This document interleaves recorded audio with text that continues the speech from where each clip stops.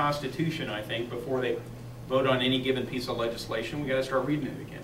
Yes, sir. I guess on that same light, you know, you talk about these bills that are coming forth and that are being passed and so forth. How would you be reading these bills prior to you passing or prior to you voting? Yes. Yeah. I forgot to write that.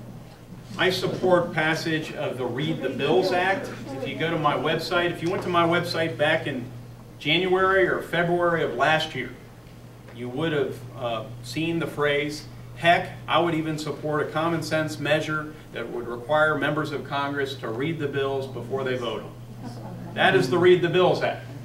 It's under the Constitution section of our website. It's something that I've heard people dismissively say, that's unrealistic, it'll never happen. Well, that's what's wrong with Washington. Something so commonsensical as requiring members of Congress to actually read the legislation or have it read to them before they cast a vote is a great idea. And sure, it would slow down the gears of our government. That's a good thing. That's a good thing. We need to slow down. Congress is supposed to be a deliberative body. One that deliberates, one that thinks, one that argues, one that considers before it passes, before it casts its votes. So this legislation specifically would say that members of Congress, before any quorum could be established in Congress, would have to swear under oath that they actually read the legislation or had it read to them under penalty of perjury. Yeah. And I think, you know, sometimes you probably have some members of Congress that would fudge, but it would have to pass the common sense test. I mean, if it was a 10,000-page piece of legislation that was to be voted on an hour later, we'd all know that it was impossible for anyone to read that. You must be there. Yeah. My last question is about the czars.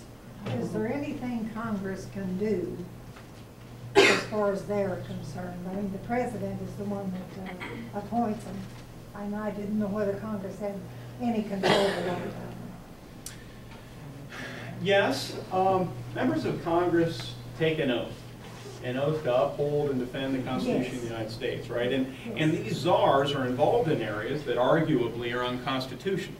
When you start talking about privatizing businesses in some of these things, you could make an argument as a member of Congress in a very public way that the czars are involved in unconstitutional activities. Now, just the fact that we call them czars isn't enough. I mean, that's a scary term, but we can't sack them on those grounds because we're uncomfortable with the term czars. But yeah, you know, our history at the federal level is one of separate branches sharing powers.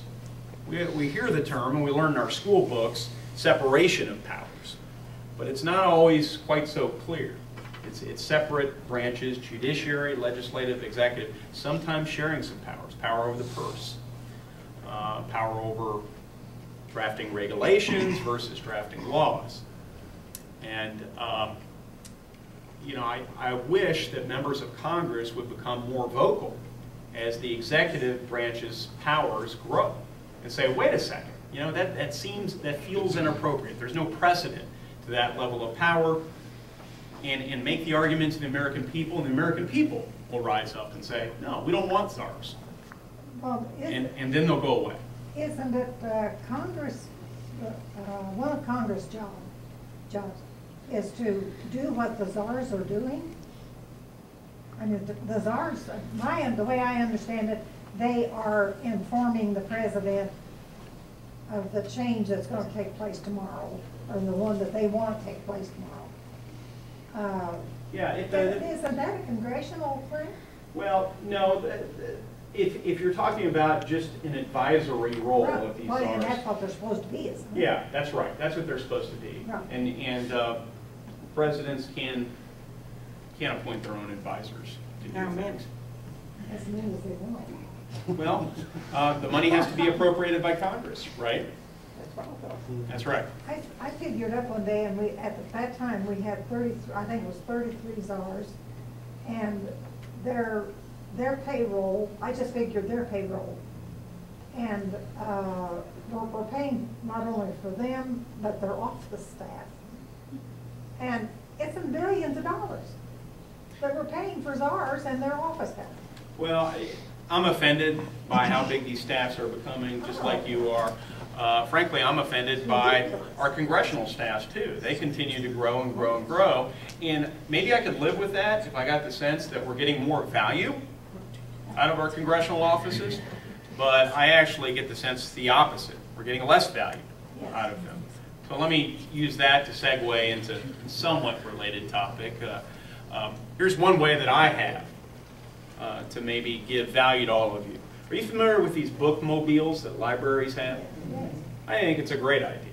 You know, if people can't make it to the library, they're you know, homebound or sick or whatever, don't own a car, and these bookmobiles go around and give books out to people.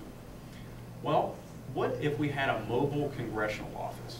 One that, in a large district like this, we knew was going to stop in VV, Indiana, or Seymour, Indiana, or Brownstown, or Jasper, or Bloomington, certain times of the month.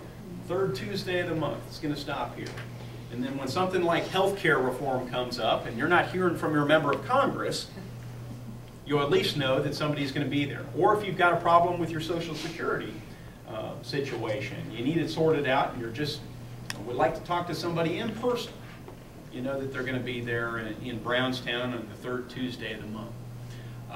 I think maybe that's a good economical way, without growing staff, to ensure that you're getting more value from your member of Congress. The other thing I think should be emphasized is making sure that all your staffers have things like this, the ability to get email and to communicate on the road. Some of you probably carry devices like this. It's very 21st century, and from my observation, not enough congressional offices have really made their way into the 21st century. So we try and find other ways to harness technology and make sure that your congressional office is more efficient. A couple ideas there that I thought I'd take the opportunity to share at that point. That's the end of all my questions, and I sure do thank you. I thank you so very much, and I'm glad you're around. Thank you. Thanks for the opportunity. Appreciate having you here. Do they? I just got to know. Do they call you the czar of the Bridge Club? But I tell you what, I did a little quick. I became a snowbird. I became a snowbird this year. I have a daughter that lives in Kissimmee. And I went down and spent 3 months with them. And when I got back, I'm the bidder that goes crazy with my bidding. And they said, Caroline's back, I'll have some slams bid now. So, you know. Well, Caroline, I'm sure some of the questions you asked were on other people's minds. So thank the Bridge Club from everyone, right? Okay, I will. Yes, sir. Is it possible to limit the size of some of the bills that come out, like the health care bill, 2,700 pages?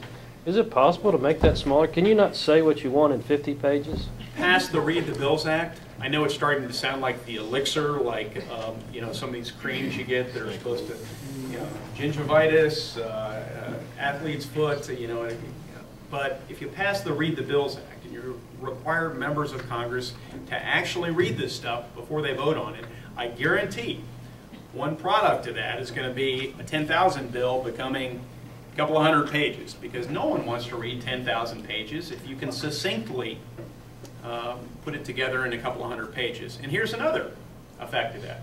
If it goes from 10,000 to, let's say, 1,000 or 2,000, it's going to be a lot harder to hide earmarks in between the pages. And it's going to give we, the people, more of an opportunity to read this legislation and to keep our members of Congress honest and in check, and allow journalists to do this very same thing. So there are a lot of good effects, but that would be my first solution, is pass the Read the Bills Act. I mean, we live in a complex society. There will, from time to time, be legislation that we're going to have to pass that will be long, right? But it doesn't have to be as long as it is. Because I read through the first health care bill, and I've been reading again through the most recent one, and I can tell you, just